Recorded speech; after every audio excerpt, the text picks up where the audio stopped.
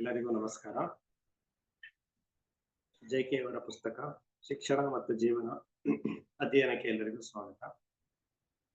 ಈಗ ನಾವು ಅಧ್ಯಯನ ಮಾಡ್ತಿರುವಂತಹ ಒಂದು ಚಾಪ್ಟರ್ ಬುದ್ಧಿಶಕ್ತಿ, ಅಧಿಕಾರ ಮತ್ತು ಬೌದ್ಧಿಕ. ಸುಮಾರು ಒಂದು ನಾಲ್ಕೈದು ವಾರಗಳಿಂದಲೇ ಈ ಅಭ್ಯಾಸ ಮಾಡ್ತಾ ಇದ್ದೀವಿ. ಬುದ್ಧಿಶಕ್ತಿ ಮತ್ತು ಅಧಿಕಾರ ಮತ್ತು ಬೌದ್ಧಿಕ. ಬುದ್ಧಿಶಕ್ತಿಯನ್ನ ಬೆಳೆಸ್ಕೊಳ್ಳುವಂತ ಪ್ರಯತ್ನದಲ್ಲಿ ಅಧಿಕಾರ ಮತ್ತು ಭೌತಿಕತೆ ಯಾವ ರೀತಿ ನಮ್ಗೆ ತೊಡಕಾಗಬಹುದು ಅನ್ನೋದನ್ನ ವಿಶ್ಲೇಷಣೆ ಮಾಡೋ ಪ್ರಯತ್ನ ಈ ಒಂದು ಅಧ್ಯಾಯದಲ್ಲಿ ನಡೀತಾ ಇದೆ.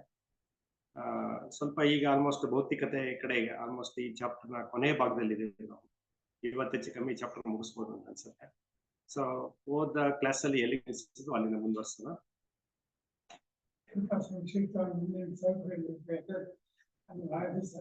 ಅದಕ್ಕೆ ಒಂದು ಸ್ವಲ್ಪ ಹಿಂದೆನೆ ಶುರು ಮಾಡ್ತೀನಿ. ಎಲ್ಲಿಗೆ ನಿಲ್ಸಿದ್ವ ಇನ್ನೂ ಒಂದು 2 ಪ್ಯಾರಾಗ್ರಾಫ್ ಹಿಂದೆನೆ ಶುರು ಮಾಡ್ತೀನಿ. ಸ್ವಲ್ಪ ರೀಕಾಲ್ ಆಗುತ್ತೆ, ಆಮೇಲೆ ಹಂಗೆ ಕಂಟಿನ್ಯೂ ಮಾಡಕ್ ಸರಿ ಅದು. ಖಚಿತತೆಗಾಗಿ, ಸುಭದ್ರತೆಗಾಗಿ ಹಾತೊರೆಯುವುದು ಸ್ವಂತದ ಪ್ರಮುಖ ಚಟುವಟಿಕೆಗಳಲ್ಲಿ ಒಂದು.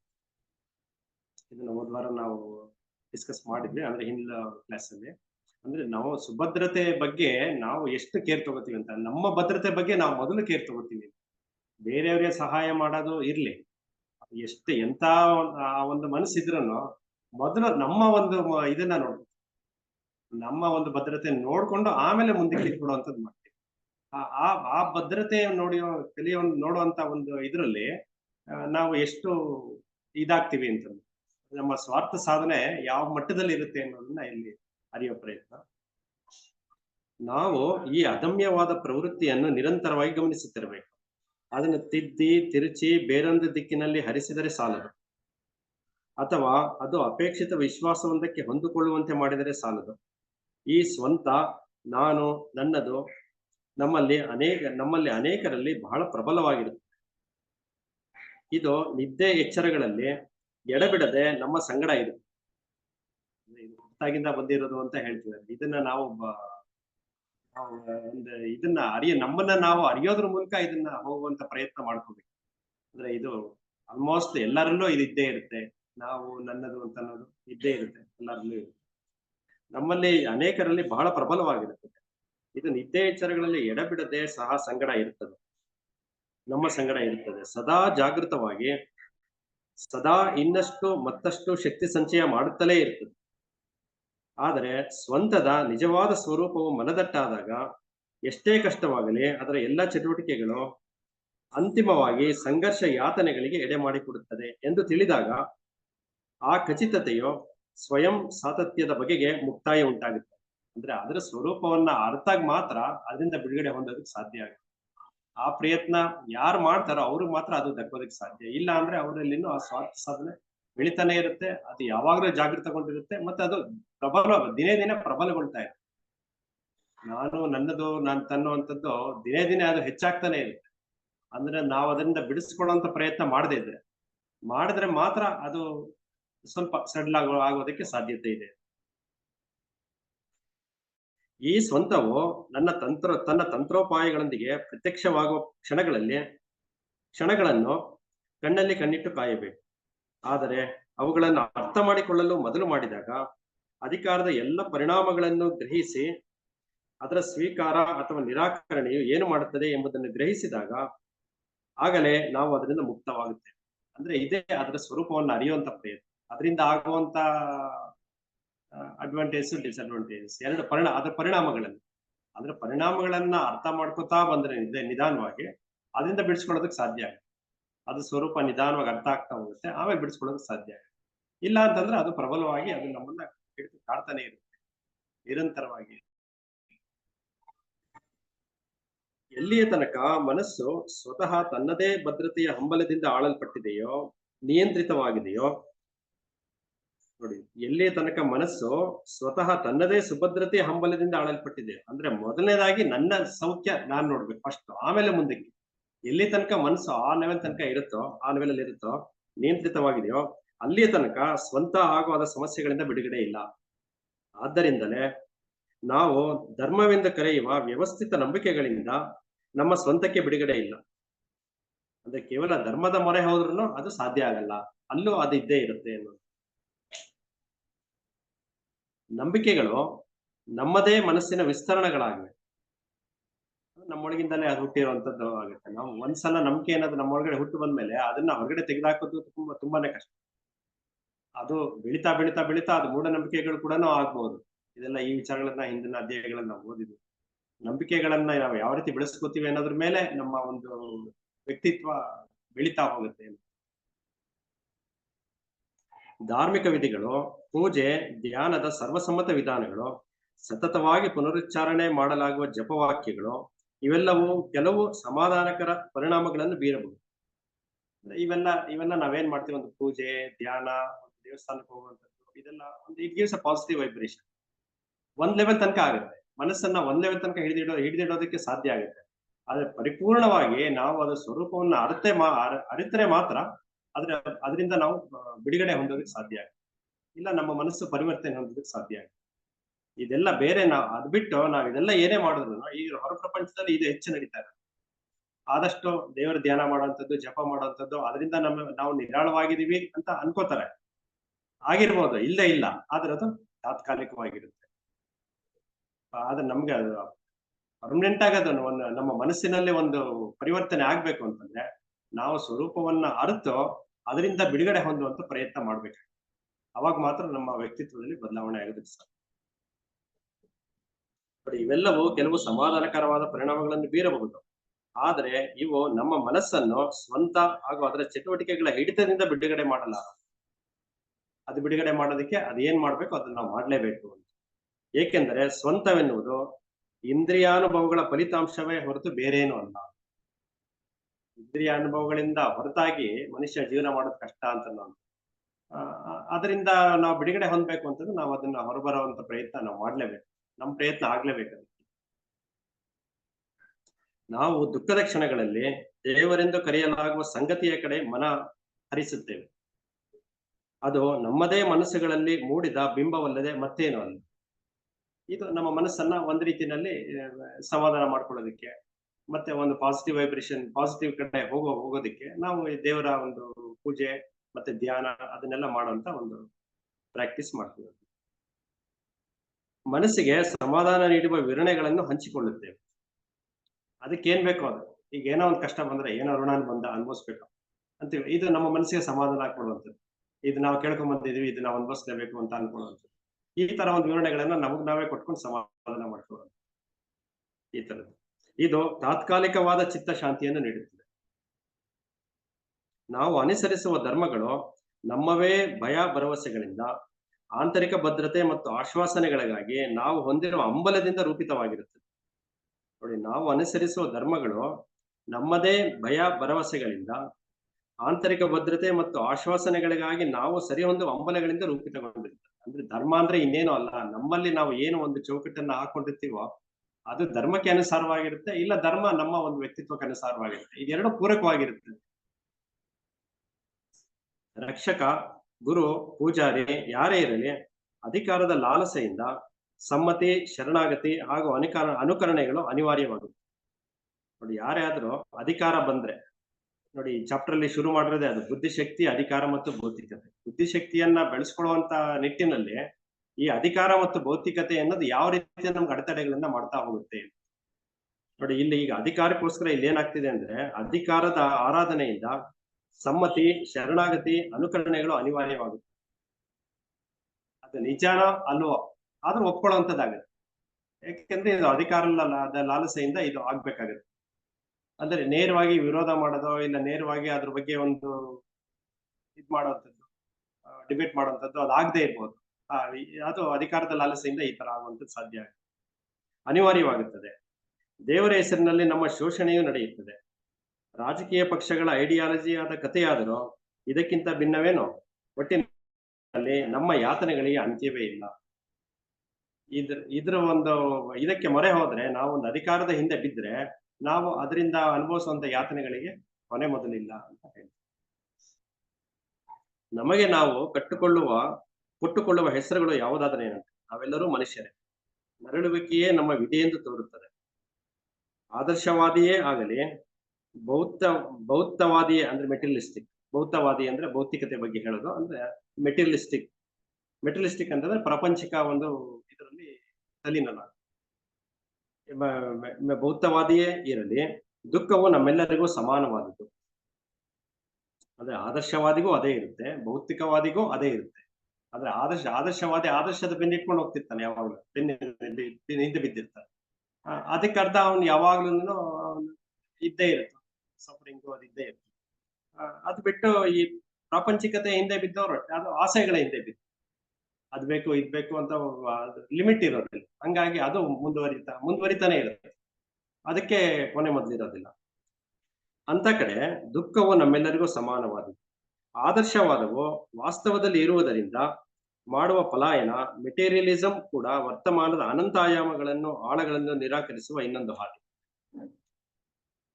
ನರಳುವಿಕೆ ಎಂಬ ಈ ಸಂಕೀರ್ಣ ಸಮಸ್ಯೆಯನ್ನು ಪರಿಶೀಲಿಸದೆ ಪಕ್ಕಕ್ಕೆ ತಳ್ಳಲು ಬೌದ್ಧವಾದಿ ಮತ್ತು ಆದರ್ಶವಾದಿ ಇಬ್ಬರು ತಮ್ಮದೇ ಆದ ವಿಧಾನಗಳನ್ನು ಹೊಂದಿದ್ದಾರೆ. ಇವರಿಬ್ಬರು ತಮಗೆ ವಿಶಿಷ್ಟವಾದ ಹಂಬಲಗಳ, ಮಹತ್ವಾಕಾಂಕ್ಷೆಗಳ ಹಾಗೂ ಸಂಘರ್ಷಗಳ ಸುಳಿಯಲ್ಲಿ ಸಿಕ್ಕಿಕೊಂಡಿದ್ದಾರೆ. ಇವರಿಬ್ಬರನ್ನು ಇವತ್ತಿನ ಪ್ರಪಂಚದಲ್ಲಿ ಇರೋದೇ ಈ ಎರಡು ತರದವ್ರ ಜನ. ಒಂದು ಪ್ರಾಪಂಚಿಕತೆಯನ್ನ ಅನುಭವಿಸ್ತಿರೋರು, ಇನ್ನೊಬ್ರು ಒಂದಷ್ಟು ಆದರ್ಶಗಳನ್ನ ಇಟ್ಕೊಂಡು ಮುಂದುವರಿತಾರೆ ಜೀವನ. ಅವರು ನಿರಂತರವಾಗಿ ತೊಂದರೆಗಳನ್ನು ಅನುಭವಿಸ್ತಾನೆ ಇದ್ದಾರೆ, ಸಿಕ್ಕಾಕೊಂಡಿದ್ದಾರೆ ಅವರು. ಅವರ ಜೀವನ ವಿಧಾನಗಳು ಶಾಂತಿ ಸಮಾಧಾನಗಳಿಗೆ ಒತ್ತಾಸೆ ನೀಡುವುದಿಲ್ಲ, ಒಂದು ಪೀಸ್ಫುಲ್ ಆಗಿ ಜೀವನ ಮಾಡೋದಕ್ಕೆ ಬಿಡೋದೇ ಇಲ್ಲ. ಆ ಎರಡು ಅಂಶಗಳು ಅವ್ರನ್ನ ಬಿಡೋದೇ ಇಲ್ಲ. ಈ ಜಗತ್ತಿನ ಗೊಂದಲ ಮತ್ತು ದುಃಖಗಳಿಗೆ ಅವರಿಬ್ಬರೂ ಜವಾಬ್ದಾರ. ಈಗ ದಯವಿಟ್ಟು ಗಮನಿಸಿ, ನರಳುವಿಕೆಯಲ್ಲಿ ನಲಗಿರುವ, ಸಂಘರ್ಷಗಳಲ್ಲಿ ಸರಿಯಾಗಿರುವ ಮನಸ್ಸಿಗೆ ಏನನ್ನೂ ಗ್ರಹಿಸುವ ಶಕ್ತಿ ಇರುವುದಿಲ್ಲ. ಇದು ಇನ್ನೊಂದು ನಾವು ತಿಳ್ಕೊಬೇಕಾಗಿರುವಂತ. ಆ ಒಂದು ಸಂಘರ್ಷ, ಆ ನರಳುವಿಕೆ ಯಾವ್ದು ಈ ಮೆಟೀರಿಯಲಿಸ್ಟಿಕ್ ಲೈಫ್ ಇಂದ ಮತ್ತೆ ಆದರ್ಶವಾದಿಗಳಿಂದ ಏನು ನಾವು ಎಕ್ಸ್ಪೆಕ್ಟ್ ಮಾಡ್ಬೋದೋ ಅದು ಸಿಗಲ್ಲ. ಯಾವ್ದು ಸಿಗಲ್ಲ ಅಂದ್ರೆ ನೋಡಿ, ಮನಸ್ಸಿಗೆ ಸರಿಯಾಗಿ ಏನನ್ನು ಗ್ರಹಿಸುವ ಶಕ್ತಿ ಇರುವುದು.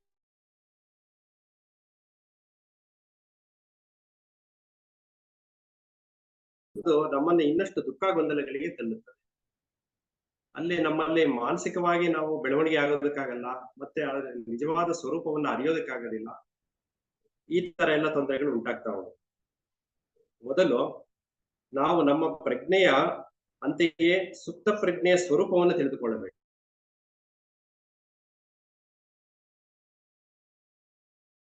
ಅದರಿಂದ ಬಿಡುಗಡೆಯು ಹೊಂದುತ್ತದೆ.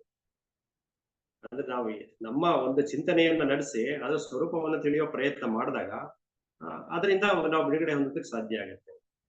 ಇಲ್ಲಿ ಸುಪ್ತ ಪ್ರಜ್ಞೆಯ ಸ್ವರೂಪವನ್ನು ತಿಳ್ಕೊಳ್ಳೋ ಪ್ರಯತ್ನ ಮಾಡ್ಬೇಕು ಅಂತ ಹೇಳ್ತೀವಿ. ನಮ್ಮ ಸುಪ್ತ ಪ್ರಜ್ಞೆಯಲ್ಲಿ ಏನಿದೆ, ನಾವು ನಿಜವಾಗಿ ಏನ್ ಬಯಸ್ತೀವಿ ಅಂತಂದ್ರೆ ಅದು ನಮ್ಮ ಸುಪ್ತ ಪ್ರಜ್ಞೆನಲ್ಲಿ ಇರುತ್ತಂತ.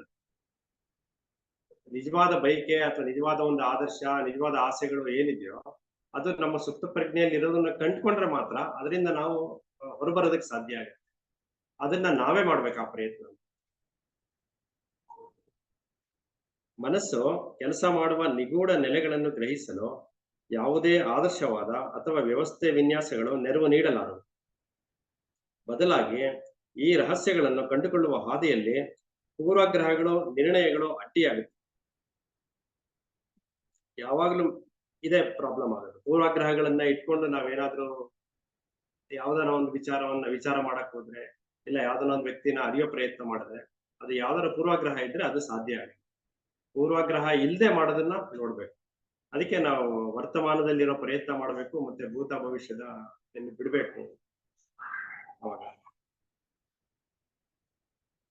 ಆಗಬೇಕು ಎಂದುಕೊಂಡಿರುವುದರ ಹಿಂದಿನ ಓಟ, ತತ್ವಾದರ್ಶಗಳಿಗೆ ಅಂಟಿಕೊಳ್ಳುವ ಹಠಮಾರಿತನ, ನಿರ್ದಿಷ್ಟ ಗುರಿಯನ್ನು ರೂಪಿಸಿಕೊಳ್ಳುವುದು, ಇವೆಲ್ಲ ಮಹತ್ವಾಕಾಂಕ್ಷೆಗೆ ಸಂಬಂಧಪಟ್ಟಿದೆ. ಇದೇ ಹೀಗೆ ಮಾಡ್ಬೇಕು, ಇಷ್ಟು ದಿನದಲ್ಲೇ ಮಾಡ್ಬೇಕು, ಈ ತರನೇ ನಾವು ಮುಂದುವರಿಬೇಕು, ಗೋಲ್ ಇಟ್ಕೊಂಡು ಮಾಡೋಂಥ ಇದೆಲ್ಲನು ಗುರಿಯನ್ನು ರೂಪಿಸಿಕೊಳ್ಳುವುದು, ಇವೆಲ್ಲವೂ ಅನೇಕ ಭ್ರಮೆಗಳಿಗೆ ಎಡೆ ಮಾಡಿಕೊಡುತ್ತದೆ. ನಮ್ಗೆ ನಿಜವಾದಂತಹ ಒಂದು ಪರಿಸ್ಥಿತಿನ ಅರ್ಥ ಮಾಡ್ಕೊಳ್ಳೋದಕ್ಕೆ ಸಾಧ್ಯ ಆಗಲ್ಲ ಈ ತರ ಒಂದು ಗೋಲ್ನ ಇಟ್ಕೊಂಡಾಗ. ಅವಾಗ ನಾವು ಭ್ರಮೆನಲ್ಲಿ ಸಿಕ್ಕಾಕೊಳ್ತೀವಿ. ಏನೋ ಒಂದು ಇದ್ದಕ್ಕಿದ್ದಾಗೆ ಒಂದು ಏನೋ ಒಂದು ವ್ಯಾಪಾರದಲ್ಲಿ ಇನ್ವೆಸ್ಟ್ ಮಾಡುವಾಗ ಅದ್ ನಿಜವಾದ ಪರಿಸ್ಥಿತಿಯನ್ನ ಅರಿದೆ ಅವ್ರ ವ್ಯಾಪಾರದಲ್ಲಿ ಲಾಸ್ ಆಗುವಂತ ಸಾಧ್ಯತೆ ಇದೆ. ಅವರು ಸರಿಯಾದ ರೀತಿಯಲ್ಲಿ ಅದನ್ನ ಅರ್ಥ ಮಾಡ್ಕೊಂಡು ಅದನ್ನ ಉಪಯೋಗಿಸ್ಕೊಂಡು ನಮ್ಮ ಬುದ್ಧಿಯನ್ನು ಉಪಯೋಗಿಸ್ಕೊಂಡು ಮಾಡಿದ್ರೆ ಅದರಿಂದ ಆಗುವಂತ ನಷ್ಟಗಳನ್ನ ಕಮ್ಮಿ ಮಾಡ್ಬೋದು. ಆದ್ರೆ ಇವರು ಯಾವಾಗ ಭ್ರಮೆಗೆ ಸಿಲುಕ್ತಾರೋ, ಈ ಒಂದು ಪ್ರಾಪಂಚಿಕ ಆಸೆಗಳಿಗೆ ಬಿದ್ದಾಗ, ಆ ಭ್ರಮೆಗಳಲ್ಲಿ ಸಿಲುಕೊಂಡಾಗ ಅವರು ಯಾವುದು ಕಾಣೋದಿಲ್ಲ. ಅವಾಗ ಮನಸ್ಸು ಎಲ್ಲ ಒಂಥರ ಮುಸುಕಾಗತ್ತೆ. ಅವಾಗ ಅವರು ಪ್ರಾಪಂಚಿಕತೆ ಅಲ್ಲಿ ಇದ್ರು ಅಲ್ಲಿ ಸೋಲುವಂತ ಸಂದರ್ಭ ಬರುತ್ತೆ. ನಮ್ಮ ನಿಜವನ್ನು ಅರಿಯಬೇಕಾದ್ರೆ ಒಂದು ಬಗೆಯ ಸತ್ಯೋಜಾತ ಗುಣ ಇರಬೇಕು. ಅದು ಎಲ್ಲವನ್ನೂ ಹೊಸದೆನ್ನುವಂತೆ ತಾಜಾಗಿ ನೋಡುವ ಸಾಮರ್ಥ್ಯ. ಅದೇ ಇದು ನಾವು ಪೂರ್ವಗ್ರಹಗಳನ್ನ ಬಿಟ್ಟು ನೋಡುವಂತ ಒಂದು ಸಾಮರ್ಥ್ಯ. ಒಂದು ಸಾಮರ್ಥ್ಯನ ನಾವು ಬೆಳೆಸ್ಕೋಬೇಕು. ಒಂದು ಯಾವುದೇ ಒಂದು ವ್ಯಕ್ತಿ ಆಗಲಿ, ಒಂದು ವಸ್ತು ಆಗಲಿ, ಅದನ್ನ ಹೊಸದಾಗಿ ನೋಡುವಂತ ಪ್ರಯತ್ನ ನಾವು ಮಾಡ್ಬೇಕು. ಎಲ್ಲವನ್ನು ಹೊಸದೆನ್ನುವಂತೆ ತಾಜಾಗಿ ನೋಡುವ ಸಾಮರ್ಥ್ಯ.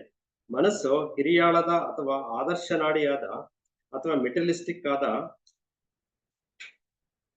ಮೌಲ್ಯಗಳ ಚೌಕಟ್ಟಿನಲ್ಲಿ ಸರಿಯಾಗಿರುವ ತನಕ ಇಂಥ ನಿತ್ಯ ನೂತನ ನಿಲುವು ಸಾಧ್ಯವಿಲ್ಲ.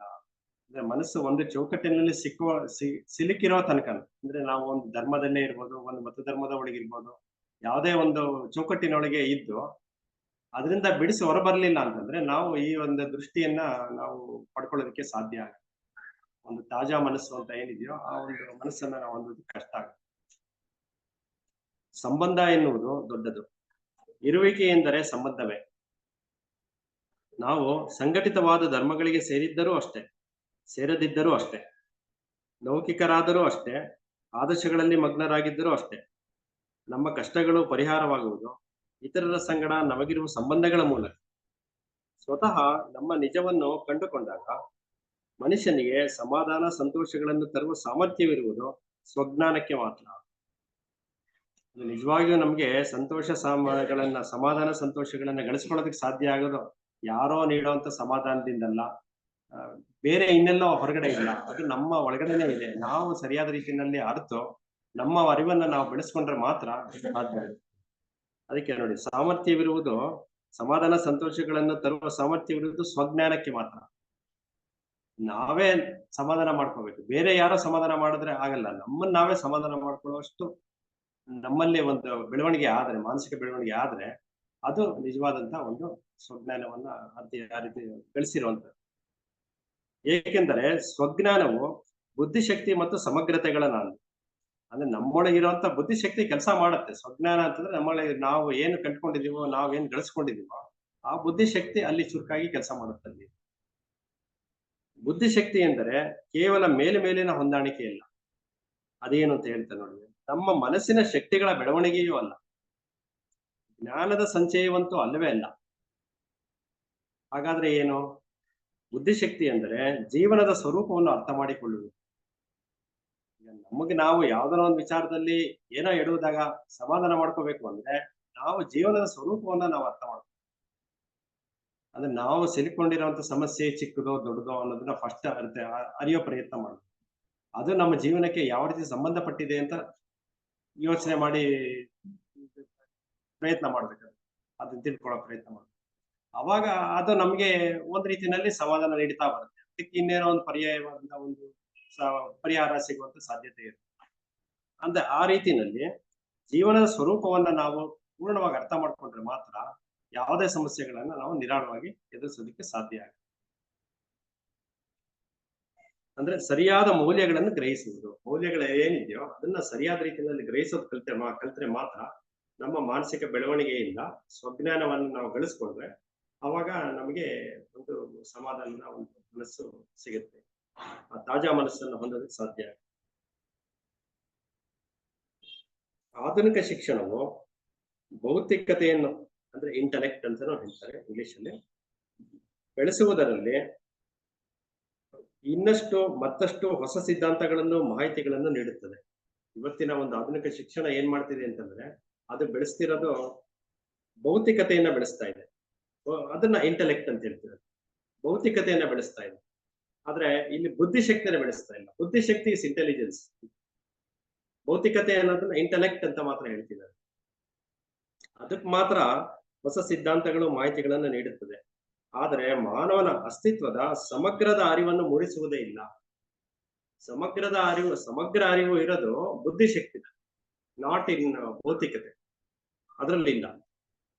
ನಾವು ಬಹಳ ಭೌತಿಕರಾಗಿದ್ದೇವೆ, ಅಪಾರವಾದ ಜಾಣತನವನ್ನು ಬೆಳೆಸಿಕೊಂಡಿದ್ದೇವೆ, ವಿವರಣೆಗಳ ಜಾಲದಲ್ಲಿ ಸಿಕ್ಕಿಕೊಂಡಿದ್ದೇವೆ. ಭೌತಿಕತೆಯ ಸಿದ್ಧಾಂತಗಳಿಂದ, ವಿವರಣೆಗಳಿಂದ ತೃಪ್ತರಾಗುತ್ತೇವೆ.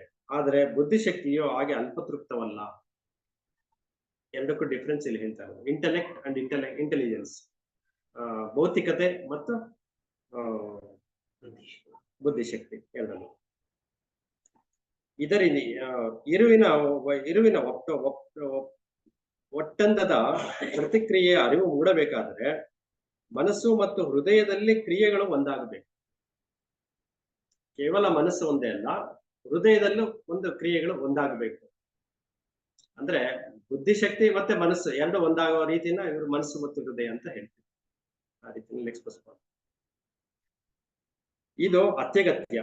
ನಿಜವಾಗಿಯೂ ನೋಡಿದರೆ ಬುದ್ಧಿ ಎನ್ನುವುದು ಪ್ರೀತಿಗಿಂತ ಭಿನ್ನವಲ್ಲ. ಅಂದ್ರೆ ಬುದ್ಧಿಶಕ್ತಿಯನ್ನು ಗಳಿಸ್ಕೋಬೇಕು ಅಂತಂದ್ರೆ ಮೊದಲನೇದಾಗಿ ಮನಸ್ಸಿನಲ್ಲಿ ಪ್ರೀತಿ ಇರ್ಬೇಕು. ಯಾವುದೇ ಒಂದು ವಿಚಾರದಲ್ಲಿ ಮನಸ್ಸನ್ನ ನಾವು ಮುಕ್ತವಾಗಿ ನೋಡುವಂಥದ್ದು. ಮುಕ್ತವಾಗಿ ನೋಡೋದಕ್ಕೆ ಮನಸ್ಸಿನಲ್ಲಿ, ನಮ್ಮ ಹೃದಯದಲ್ಲಿ ಪ್ರೀತಿ ಇರುತ್ತೆ. ಅವಾಗ ಆ ಬುದ್ಧಿಶಕ್ತಿಯನ್ನ ಬೆಳೆಸ್ಕೊಳ್ಳೋದಕ್ಕೆ ಸಾಧ್ಯ ಆಗುತ್ತೆ. ಅದಿಲ್ಲದೆ ಇದ್ರೆ ಏನಾಗುತ್ತೆ ಅಂತಂದ್ರೆ ನಾವು ಕೇವಲ ಫಿಸಿಕಲ್ ಆಗಿ ನೋಡ್ತೀವಿ, ಅದು ಇಂಟೆಲೆಕ್ಟ್ ಆಗುತ್ತೆ, ಅದು ಭೌತಿಕತೆ. ಅದಕ್ಕೆ ಪ್ರೀತಿ ಸೇರಿದಾಗ ಮಾತ್ರ ಅದು ಇಂಟೆಲಿಜೆನ್ಸ್ ಆಗುತ್ತೆ. ಅದು ಸ್ವರೂಪವನ್ನ ಪೂರ್ತಿಯಾಗಿ ಅರ್ಥ ಮಾಡ್ಕೊಳ್ಳೋ ಪ್ರಯತ್ನ ಆಗುತ್ತೆ. ಅಂದ್ರೆ ಎರಡು ಕಡೆ ಇರೋ ಡಿಫ್ರೆನ್ಸ್ ಅದೊಂದೇನೆ.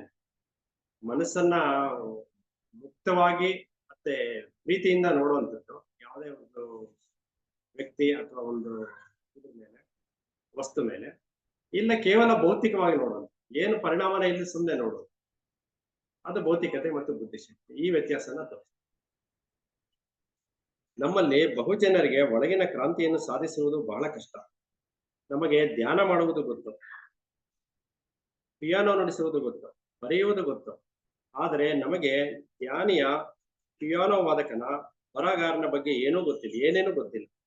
ನಮ್ಮ ಮನಸ್ಸು ಹೃದಯಗಳನ್ನು ಜ್ಞಾನ, ಮಾಹಿತಿ, ಅಹಂಕಾರಗಳಿಂದ ತುಂಬಿಕೊಂಡಿದ್ದೇವೆ. ಆದ್ದರಿಂದಲೇ ನಮ್ಮಲ್ಲಿ ಸೃಜನಶೀಲತೆಯ ಲವಲೇಶವೂ ಇಲ್ಲ. ಅದಕ್ಕೆ ಸೃಜನಶೀಲತೆ ಬೇಕು ಅಂತಂದ್ರೆ ಮನಸ್ಸು ಖಾಲಿಯಾಗಿರ್ಬೇಕು ಅಂತ ಹೇಳೋದು. ಮನಸ್ಸು ಖಾಲಿಯಾಗಿರ್ಬೇಕು ಅಂತಂದ್ರೆ ಏನು ಓದಲೇಬಾರ್ದು, ಏನು ಜ್ಞಾಪಕನೇ ಇಟ್ಕೋಬಾರ್ದು, ಪ್ರಾಪಂಚಿಕತೆನೇ ಇರಬಾರ್ದು ಅಂತಲ್ಲ. ಮನಸ್ಸನ್ನ ಆ ರೀತಿ ಸಿದ್ಧ ಮಾಡ್ಕೊಂಡಿರ್ಬೇಕು ಅಂತ. ಈಗ ಇದೆಲ್ಲ ಓದಿ ಮನಸ್ಸು ಖಾಲಿಯಾಗಿರ್ಬೇಕು ಅಂತ ಜೆ ಕೆ ಹೇಳ್ತಾರೆ ಅಂತಂದ್ರೆ ಇದನ್ನೆಲ್ಲ ಓದೋದೆಲ್ಲ ವೇಸ್ಟ್, ಓದೋದ್ರಿಂದ ಏನು ಪ್ರಯತ್ನ ಇಲ್ಲ, ತಿಳ್ಕೊಳ್ಳೋದ್ರಿಂದ ಏನು ಪ್ರಯತ್ನ ಇಲ್ಲ ಅಂತ ಅನ್ಕೊಳ್ಳೋದು ಅವಶ್ಯಕತೆ ಇದೆ. ನಾವು ಓದ್ಲೇಬೇಕು, ನಮಗ್ ಬೇಕಾಗಿರುವಂತಹ ಒಂದು ಮೆಚುರಿಟಿನ ನಾವು ಗಳಿಸ್ಕೊಳ್ಳೇಬೇಕು. ಅದನ್ನೆಲ್ಲ ಗಳಿಸ್ಕೊಂಡು ನಾವು ಆಮೇಲೆ ನಮ್ಮ ಮನಸ್ಸನ್ನ ನಿರ್ಮಲವಾಗಿ ಇಟ್ಕೊಳ್ಳುವಂತ ಪ್ರಯತ್ನ ಮಾಡಿ. ಪೂರ್ವಾಗ್ರಹ ಪೀಡಿತ. ಕರೆಕ್ಟ್. ಮತ್ತೆ ನಮ್ಮ ಮನಸ್ಸು ಈಗ ನಾವೊಂದು ಮೆಚುರಿಟಿ ಬರ್ಲಿಲ್ಲ ಅಂತಂದ್ರೆ ನಮ್ಗೆ ಪೂರ್ವಾಗ್ರಹ ಪೀಡಿತ ಆಟೋಮೆಟಿಕ್ ಆಗಿ ಬಂದು ನಮ್ಮಲ್ಲಿ ಕೂತ್ಕೊಂಡ್ಬಿಡುತ್ತೆ.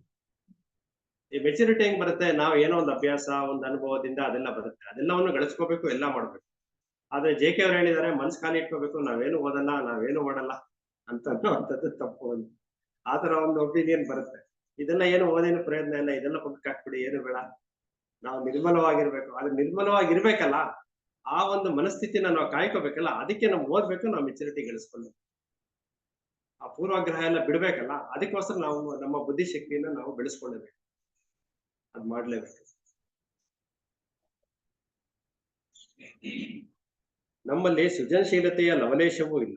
ನಮ್ಮ ತಲೆಯ ತುಂಬಾ ಬೇರೆಯವರು ಆಲೋಚಿಸಿರುವ, ಹೇಳಿರುವ ಕೊಟೇಶನ್ಗಳ ರಾಶಿ. ಇದು ಮಾಹಿತಿ ಎನ್ನುವಂಥದ್ದು. ಆದರೆ ಅನುಭವ ಆಗುವುದು ಮೊದಲು, ಅದನ್ನು ವ್ಯಕ್ತಪಡಿಸುವ ವಿಧಾನ ಅನಂತರ. ಪ್ರೀತಿಯನ್ನು ವ್ಯಕ್ತಪಡಿಸುವುದಕ್ಕೆ ಮುಂಚೆ ನಮ್ಮಲ್ಲಿ ಅದರ ಹೊರತೆ ಇರಬೇಕು. ಅಂದ್ರೆ ಮಾಹಿತಿ ಎನ್ನುವಂಥದ್ದು ಕೇವಲ ಮಾಹಿತಿಯ ರೂಪದಲ್ಲಿ ಮಾತ್ರ ನಾವು ಹೊರಗಡೆ ಹಾಕೋದಕ್ಕೆ ಸಾಧ್ಯ. ಆದ್ರೆ ಮನಸ್ಸಿನಲ್ಲಿ ಪ್ರೀತಿ ಅಂತ ಅನ್ನೋದಿದ್ರೆ ಅನುಭವದ ನುಡಿಗಳು ನಮ್ಮಿಂದ ಹೊರಗಡೆ ಬರುತ್ತೆ. ವ್ಯತ್ಯಾಸ. ಒಂದು ಸಂಗತಿಯಂತೂ ಸ್ಪಷ್ಟ, ಕೇವಲ ಭೌತಿಕತೆಯನ್ನು ಅಭಿವೃದ್ಧಿ ಮಾಡಿಕೊಳ್ಳುವುದರಿಂದ, ಜ್ಞಾನ ಸಂಚಯದಿಂದ ಅಥವಾ ಹಲವು ಸಾಮರ್ಥ್ಯಗಳ ಗಳಿಕೆಯಿಂದ ಬುದ್ಧಿಶಕ್ತಿಯು ಬಂದು ಬಿಡುವುದಿಲ್ಲ. ಭೌತಿಕತೆ ಮತ್ತು ಬುದ್ಧಿಶಕ್ತಿಗಳ, ಇಂಟೆಲೆಕ್ಟ್ ಮತ್ತು ಇಂಟೆಲಿಜೆನ್ಸ್ ಗಳ ನಡುವೆ ಅಂತರವಿದೆ. ಇಂಟೆಲೆಕ್ಟ್ ಎಂದರೆ ಭಾವನೆಗಳ ಸಹಯೋಗವಿಲ್ಲದೆ ಕೆಲಸ ಮಾಡುತ್ತಿರುವ ಆಲೋಚನೆ ಶಕ್ತಿ. ಭಾವನೆ ಎನ್ನೋದಿಲ್ಲ, ನಮ್ಮ ಹೃದಯದಲ್ಲಿ ಏನು ಕೆಲಸ ಮಾಡಲ್ಲ, ಪ್ರೀತಿ ಎನ್ನೋದಿರೋದಿಲ್ಲ, ಅದು ಇಂಟೆಲೆಕ್ಟ್ ಅಂತ. ಭಾವನೆಗಳ ಸಹಯೋಗವಿಲ್ಲದೆ ಕೆಲಸ ಮಾಡುತ್ತಿರುವ ಆಲೋಚನೆ ಶಕ್ತಿ. ಆದರೆ ಬುದ್ಧಿಶಕ್ತಿಯು ತರ್ಕಿಸುವ, ಅಂತೆಯೇ ಭಾವಿಸುವ ಸಾಮರ್ಥ್ಯ. ಅಲ್ಲಿ ಭಾವನೆ ಸೇರ್ಕೊಳ್ಳುತ್ತೆ. ಬುದ್ಧಿಶಕ್ತಿ ಅಂದ್ರೆ ಅಲ್ಲಿ ಭಾವನೆಯನ್ನು ಸೇರ್ಕೊಳ್ಳುತ್ತೆ. ಆದ್ದರಿಂದ ಜೀವನವನ್ನು ಕೇವಲ ಇಂಟೆಲೆಕ್ಟ್ ಮೂಲಕ ನೋಡಿದರೂ ತಪ್ಪು. ಹಾಗೆಯೇ ಕೇವಲ ಭಾವನೆಗಳ ನೆಲೆಯಲ್ಲಿ ನೋಡಿದರೂ ತಪ್ಪು. ಅಂದ್ರೆ ಕೇವಲ ಭಾವನೆಗಳ ನೆಲೆಯಲ್ಲಿ ನೋಡಿದರೂ ತಪ್ಪು. ಬದಲಾಗಿ ಇಂಟೆಲೆಕ್ಟ್ ಮತ್ತು ಭಾವನೆಗಳ ಸಹಯೋಗವಾದ ಬುದ್ಧಿಶಕ್ತಿಯ ನೆಲೆಯಲ್ಲಿ ಜೀವನವನ್ನು ಗ್ರಹಿಸಬೇಕು. ಬುದ್ಧಿಶಕ್ತಿಯಲ್ಲಿ ಭಾವನೆಗಳನ್ನ ಮಿಶ್ರಣ ಆಗಿರುತ್ತೆ. ಕೇವಲ ಭಾವನೆಗಳು ಆಗೋದಿಲ್ಲ, ಕೇವಲ ಭಾವನೆಗಳಿಂದ ಭೌತಿಕತೆನೂ ಆಗೋದಿಲ್ಲ. ಬುದ್ಧಿಶಕ್ತಿನಲ್ಲಿ ಎಲ್ಲವೂ ಸಹಯೋಗ ಇರುತ್ತೆ. ಭಾವನೆಗಳ ಸಹಯೋಗವಾದ ಇಂಟೆಲೆಕ್ಟ್ ಮತ್ತು ಭಾವನೆಗಳ ಸಹಯೋಗವಾದ ಬುದ್ಧಿಶಕ್ತಿಯ ನೆಲೆಯಲ್ಲಿ ಜೀವನವನ್ನು ಗ್ರಹಿಸಬೇಕು. ಹಾಗೆ ಮಾಡದಿದ್ದರೆ ಯಾವುದೇ ರಾಜಕೀಯ ಅಥವಾ ಶೈಕ್ಷಣಿಕ ವ್ಯವಸ್ಥೆಯು ನಮ್ಮನ್ನು ಗೊಂದಲ ಸರ್ವನಾಶಗಳಿಂದ ಕಾಪಾಡಲಾರದು. ನಮ್ಮ ಜೀವನ ಇಡೀ ಗೊಂದಲದಲ್ಲೇ ಕಳಿಬೇಕಾಗುತ್ತೆ. ನಾವು ಇದನ್ನು ಸರಿಯಾಗಿ ಅರ್ಥ ಮಾಡ್ಕೊಳ್ಬೇಕು. ಜ್ಞಾನವನ್ನು ಬುದ್ಧಿಶಕ್ತಿಯೊಂದಿಗೆ ಹೋಲಿಸಲು ಸಾಧ್ಯವಿಲ್ಲ. ಜ್ಞಾನವೆಂದರೆ ವಿವೇಕವಲ್ಲ, ವಿಸ್ಡಮ್. ವಿವೇಕವು ಮಾರಾಟದ ಸರಕಲ್ಲ. ಅಧ್ಯಯನ ಮತ್ತು ಶಿಸ್ತುಗಳ ಬೆಲೆಯನ್ನು ತೆತ್ತು ವಿವೇಕವನ್ನು ಕಂಡುಕೊಳ್ಳಲು ಸಾಧ್ಯವಿಲ್ಲ. ವಿವೇಕವು ಪುಸ್ತಕಗಳ ಪುಟಗಳಲ್ಲಿ ದೊರೆಯುವುದಿಲ್ಲ. ಅದನ್ನು ಕೂಡಿ ಹಾಕಲು, ನೆನಪಿಟ್ಟುಕೊಳ್ಳಲು, ಸಂಗ್ರಹಿಸಲು ಸಾಧ್ಯವಿಲ್ಲ. ಸ್ವತ್ವದ ನಿರಾಕರಣೆಯ ಮೂಲಕವೇ ವಿವೇಕದ ಉದಯವಾಗುತ್ತೆ. ತೆರೆದ ಮನಸ್ಸನ್ನು ಹೊಂದಿರುವುದು ಎಲ್ಲಾ ಬಗೆಯ ಕಲಿಕೆಗಿಂತ ಹೆಚ್ಚು ಮುಖ್ಯ. ಮನಸ್ಸಿನ ತುಂಬಾ ಮಾಹಿತಿಗಳನ್ನು ತುರುಕುವುದರಿಂದ ತೆರೆದ ಮನವನ್ನು ಹೊಂದಲಾರೆ. ಓಪನ್ ಮೈಂಡೆಡ್ನೆಸ್, ಒಂದು ಮುಕ್ತ ಮನಸ್ಸು ಬೇಕು ಅಂತಂದ್ರೆ ಅದು ಯಾವ ರೀತಿ ಇರಬೇಕು ಅಂತ ಜೆ.ಕೆ. ಅವರು ಎಲ್ಲಾ ಘಟ್ಟದಲ್ಲೂ ಇದನ್ನ ಹೇಳುವಂತದ್ದು ಈ ವಿಚಾರ. ಬದಲಾಗಿ ನಾವು ಸ್ವತಃ ನಮ್ಮ ಆಲೋಚನೆಗಳು ಹಾಗೂ ಭಾವನೆಗಳನ್ನು ಅರಿವಿನ ಪರಿಧಿಯೊಳಗೆ ತಂದುಕೊಳ್ಳಬೇಕು. ಅಂದ್ರೆ ಅದನ್ನ ಯಾವ ರೀತಿನಲ್ಲಿ ನಾವು ಹ್ಯಾಂಡಲ್ ಮಾಡಬೇಕು ಅನ್ನೋದು ನಾವು ತಿಳ್ಕೋಬೇಕು. ಆಲೋಚನೆಗಳು ಮತ್ತೆ ಭಾವನೆಗಳನ್ನ ಆ ಒಂದು ಪರಿಧಿಯೊಳಗೆ ತಂದ್ಕೊಂಡ್ರೆ ಮಾತ್ರ ನಮ್ಮನ್ನು, ಅಂತೆಯೇ ನಮ್ಮ ಸುತ್ತಲೂ ಹರಡಿಕೊಂಡಿರುವ ಪ್ರಭಾವಗಳನ್ನು ಎಚ್ಚರದಿಂದ ಗಮನಿಸಬೇಕು. ಇತರರ ಮಾತುಗಳನ್ನು ಗಮನವಿಟ್ಟು ಕೇಳಬೇಕು. ಸಿರಿವಂತರನ್ನು, ಅಂತೆಯೇ ಬಡವರನ್ನು, ಶಕ್ತರನ್ನು, ಅಂತೆಯೇ ದುರ್ಬಲರನ್ನು ಕಣ್ಣಲ್ಲಿ ಕಣ್ಣಿಟ್ಟು ನೋಡಬೇಕು. ಇದೆಲ್ಲವನ್ನೂ ಮಾಡುವುದರಿಂದ ತೆರೆದ ಮನವು ಮೂಡಿಬರುತ್ತೆ. ಯಾವುದೋ ಒಂದು ಕ್ಯಾಟಗರಿನ ನೋಡೋದಲ್ಲ, ಎಲ್ಲಾ ಕ್ಯಾಟಗರಿನೂ ನೋಡ್ಬೇಕು. ಎಲ್ಲಾ ವರ್ಗದವರನ್ನು ನಾವು ಮಾಡಿ ನೋಡ್ಬೇಕು. ನೋಡೋ ರೀತಿಯಿಂದ ನಮ್ಗೆ ತೆರೆದ ಮನವು ಮೂಡಿ ಬರುತ್ತದೆ. ವಿವೇಕವು ಭಯ ಮತ್ತು ದಬ್ಬಾಳಿಕೆಗಳ ಫಲವಾಗಿ ಬರುವುದಿಲ್ಲ. ಬದಲಾಗಿ ಮನುಷ್ಯ ಸಂಬಂಧಗಳಲ್ಲಿ ಜರುಗುವ ದೈನಂದಿನ ಘಟನೆಗಳ ಪರಿಶೀಲನೆ ಮತ್ತು ಗ್ರಹಿಕೆಯಿಂದ ವಿವೇಕವು ಹುಟ್ಟುತ್ತದೆ. ಅದಕ್ಕೆ ಮನುಷ್ಯ ಜೀವನದ ಅನುಭವದಿಂದ ಮಾಗಬೇಕು. ಅವಾಗ ಮಾತ್ರ ಅವನಲ್ಲಿ ಒಂದು ಆ ಬುದ್ಧಿಶಕ್ತಿ ಏನಂತದ್ದು ಮಾಗುವಂಥದ್ದು. ಕೇವಲ ಸಂಬಂಧಗಳಲ್ಲಿ ಜರುಗುವ ದೈನಂದಿನ ಘಟನೆಗಳ ಪರಿಶೀಲನೆ ಮತ್ತು ಗ್ರಹಿಕೆಗಳಿವೆ, ಇವುಗಳಿಂದ ವಿವೇಕವು ಹುಟ್ಟುತ್ತದೆ. ನಮಗೆ ಜ್ಞಾನ ಸಂಚಯದ ಹಂಬಲ, 10 ಹಲವು ವಸ್ತುಗಳನ್ನು ಕೂಡಿಟ್ಟುಕೊಳ್ಳುವ ಹಂಬಲ, ಇದೆಲ್ಲದರ ನಡುವೆ ಪ್ರೀತಿಯೇ ಕಾಣೆಯಾಗುತ್ತೆ. ಈ ಒಂದು ಹಂಬಲ ಅಂದ್ರೆ ಇದು ಒಂದು ಮಾಹಿತಿಗಳನ್ನ ಇಟ್ಕೊಳ್ಳುವಂತ ಒಂದು ಇದರಿಂದಾಗಿ ಪ್ರೀತಿಯೇ ಕಾಣೆಯಾಗುತ್ತೆ. ಸೌಂದರ್ಯವನ್ನು ಗ್ರಹಿಸುವ ಸೂಕ್ಷ್ಮತೆಯು ಮಾಯವಾಗುತ್ತದೆ. ಸುತ್ತಲೂ ಆವರಿಸಿರುವ ಕ್ರೌರ್ಯದ ಬಗ್ಗೆ ನಮಗೆ ಸಂವೇದನೆಯೇ ಇಲ್ಲವಾಗಿದೆ. ಯಾವ ಸರಿ ಯಾವ ತಪ್ಪು ಅನ್ನೋದನ್ನ ನಾವು ವಿಮರ್ಶೆ ಮಾಡಕ್ಕೆ ಆಗದೆ ಇರೋ ರೀತಿನಲ್ಲಿ ದಿನ ಕಳೆದಂತೆ ನಾವು ಹೆಚ್ಚು ಹೆಚ್ಚು ವಿಶೇಷಜ್ಞರಾಗುತ್ತಿದ್ದೇವೆ. ಸಮಗ್ರವಾದ ಒಟ್ಟಂದದ ತಿಳುವಳಿಕೆಯೂ ಇಲ್ಲವಾಗುತ್ತಿದೆ. ಅಂದ್ರೆ ನಾವು ಸಮಗ್ರವಾಗಿ ನಾವು ಯಾವ್ದನ್ನ ತಿಳ್ಕೊಳಕ್ಕಾಗ್ತಿಲ್ಲ. ಎಲ್ಲ ಪೀಸ್ ಆಗಿ ಯಾವ್ದೋ ಒಂದು ಘಟನೆಗಳನ್ನ ಅಷ್ಟು ಮಾತ್ರ ಅರಿಯುವಂಥದ್ದು ಆ ರೀತಿ ಆಗ್ತಿದೆ ಹೊರತು ನಾವು ಸಮಗ್ರವಾಗಿ ಏನನ್ನು ತಿಳ್ಕೊಳ್ಳೋದಕ್ಕೆ ಆಗ್ತಾ ಇಲ್ಲ. ವಿವೇಕದ ಜಾಗದಲ್ಲಿ ಜ್ಞಾನವನ್ನು ಸ್ಥಾಪಿಸುವುದು ಎಂದಿಗೂ ಸಾಧ್ಯವಿಲ್ಲ. ರಾಶಿ ಮಾಹಿತಿಗಳು, ಬಂಡಿ ವಿವರಣೆಗಳು ಮನುಷ್ಯನಿಗೆ ಯಾತನೆಯಿಂದ ಬಿಡುಗಡೆ ನೀಡಲಾರವು. ಇವತ್ತಿನ ದಿನ ಎಲ್ಲ ಗೂಗಲ್ ಅಲ್ಲೇ ಇದೆ ಎಲ್ಲ ಮಾಹಿತಿಗಳು ಎಲ್ಲಾನು. ನೀವು ಮತ್ತೇನ್ ಮಾಡೋ ಪ್ರಯತ್ನ ಮಾಡ್ಬೇಕು. ಅಂದ್ರೆ ಇವತ್ತಿನ ದಿನ ಗೂಗಲ್ ಇದೆ. ಆದ್ರೆ ಈ ಪುಸ್ತಕ 50 ವರ್ಷದ ಮುಂಚೆನೆ ಬರ್ದಿದ್ದಾರೆ. ಅದನ್ನ ಈಗ ಅವಾಗ್ಲೇ ಹೇಳ್ತಿದ್ದಾರೆ. ಮಾಹಿತಿಗಳ ತಂಟೆಗೆ ಹೋಗ್ಬಿಡಿ ನೀವು. ಈಗ ಮಾಹಿತಿಗಳ ತಂಟೆಗೆ ಹೋಗದೆ ಇರೋದಕ್ಕೆ ನಮ್ಮಲ್ಲಿ ಸಾಧನಗಳಿದೆ. ಅದು ಗೂಗಲ್. ನೀವೇನ್ ತಲೆಯಲ್ಲಿ ಇಟ್ಕೊಳ್ಳೋದು ಬೇಕಿಲ್ಲ. ಎಲ್ಲ ಗೂಗಲ್ ಅಲ್ಲಿ ಇದೆ. ಈಗಾದ್ರೂ ನೀವು ನಿಮ್ಮ ವ್ಯಕ್ತಿತ್ವನ ಬೆಳೆಸೋ ಪ್ರಯತ್ನ ಮಾಡಿ ಅನ್ನೋದೊಂದು ಕಾಲಕ್ಕೆ ಅನುಕೂಲನೇ ಆಗ್ತಾ ಇದೆ. ಆದ್ರೆ ಅದನ್ನ ನಾವು ಅರ್ಥ ಮಾಡ್ಕೋಬೇಕಾಗ್ತದೆ. ಅನುಕೂಲ ಆಗ್ತಿದೆ. ಯಾಕಂದ್ರೆ ಇವ್ರ ಕಾಲದಲ್ಲಿ ಈ ಪುಸ್ತಕ ಬರೆಯುವಂತ ಈ ಕಾಲದಲ್ಲಿ ಏನು ಇರ್ಲಿಲ್ಲ ಇದು. ಮಾಹಿತಿಗಳನ್ನ ಅವರೇ ಇಟ್ಕೋಬೇಕಿತ್ತು. ಅದನ್ನೆಲ್ಲ ಸರಿಯಾದ ರೀತಿಯಲ್ಲಿ ಸೆಗ್ರಿಗೇಟ್ ಮಾಡ್ಬೇಕಾಗಿತ್ತು. ಎಲ್ಲ ಇತ್ತು. ಈಗ ಅಟ್ಲೀಸ್ಟ್ ಗೂಗಲ್ ಅಂತ ಒಂದ್ ಇರೋದ್ರಿಂದ ಸ್ವಲ್ಪ ಅದರಿಂದ ಹೊರತಾಗಿ ನೀವು ಜೀವನ ಮಾಡೋ ಪ್ರಯತ್ನ ಮಾಡ್ಬೋದು ಅನ್ನೋ ಒಂದು ಆಶಾಭಾವನೆ ಇದೆ. ನಮ್ಮ ನರಳುವಿಕೆಯ ಕಾರಣಗಳನ್ನ ಜ್ಞಾನವು ನಮ್ಮ ಹೃದಯ ಮನಸ್ಸುಗಳನ್ನು ಉಸಿರು ಕಟ್ಟಿಸಬಾರದು.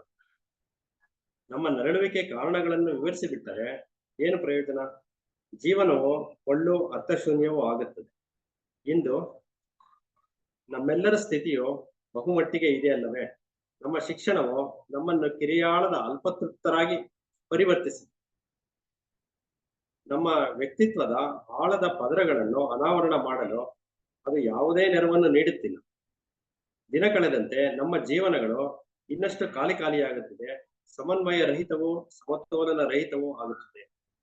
ಇದಕ್ಕೆಲ್ಲ ಮೂಲವಾಗಿ ಶಿಕ್ಷಣನೇ. ಇಂದಿನ ಅಧ್ಯಾಯದಲ್ಲಿ ನಾವು ನೋಡಿರೋದು ಸರಿಯಾದ ಶಿಕ್ಷಣ ಅನ್ನೋದು ಯಾವಾಗ ಮನುಷ್ಯನಿಗೆ ಸಿಗ್ತಿಲ್ವೋ ಅವತ್ತಿನ ದಿನ ಅವನ ಒಂದು ವ್ಯಕ್ತಿತ್ವ ಈ ರೀತಿಯಾಗಿ ಕಮರಿ ಹೋಗ್ತಾ ಇದೆ.